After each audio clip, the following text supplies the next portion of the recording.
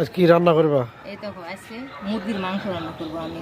কড়াই তেল দিয়ে দিছি, এতে গেছে দেখো পেঁয়াজ, কাঁচামরিচ, তেজপাতা আর গরম মশলা গোটা এগুলো দিয়ে দিলাম।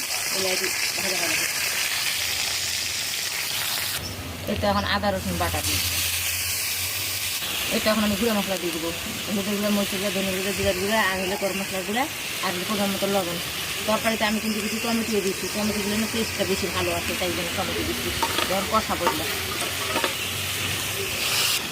এটা মশলা কষানো হয়ে গেছে, এবার মাংস দিলাম। মাংস দিয়ে কষায় কষায় রান্না করবো, ভুনা ভুনা, ঝোল রাখবো না মাংসটা, ভুনাটা। এটা এখন আমি কষাচ্ছি, কষাবো আর ঢাকনা দিব, আর কষাবো আর ঢাকনা দিব, পানি দিব না, পানি রাখবো না।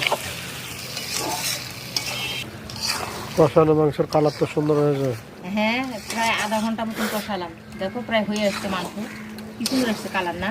লাকড়ি চুলার রান্না তো কালার কিন্তু সেই হয়, খাইতেও মজা।